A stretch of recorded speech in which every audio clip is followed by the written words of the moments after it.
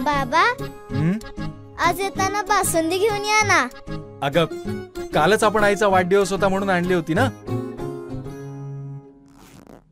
ऐकलं? हं. गोकुळची बासुंदी पुन्हा खावीशी वाटतेय. खरं सांगू, मलाही खावीशी वाटतीये. पुन्हा पुन्हा खावीशी वाटणारी गोकुळ बासुंदी. मुसळधार पावसामुळे हे रस्ते बंद. गेल्या काही दिवसांच्या विश्रांतीनंतर पावसाने जोरदार बॅटिंग सुरू केली आहे. घाट माथ्यांवर आणि धरण क्षेत्रात जोरदार पाऊस पडत आहे. त्यामुळे नद्यांच्या पाणी पातळीत झपाट्याने वाढ होत असलेली पाहायला मिळत आहे. पावसामुळे अनेक मार्ग वाहतुकीसाठी बंद झाले आहेत. कोल्हापूर गगनबावडा या राष्ट्रीय महामार्गावर पडवळवाडी येथील रस्त्यावर पाणी आल्यामुळे रस्ता वाहतुकीसाठी बंद करण्यात आला आहे. दस्तुरी चौक कळे येथील बॅरिकेड लावून गगनबावड्याकडे जाणारी वाहने परत पाठवण्यात येत आहेत.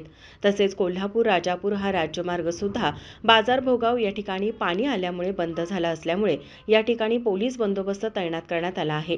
गडिंग्लज तालुक्यातील हिरण्यकेशी नदीवरील नांगनूर बंधाऱ्यावर पाणी आल्यामुळे वाहतुकीसाठी बंद करण्यात आला असल्यामुळे नागरिकांना वाहतुकीसाठी रस्ता संकेश्वर मार्गे आहे. मुसळधार पावसामुळे पंचगंगा नदीची पाणी पातळी वाढत आहे.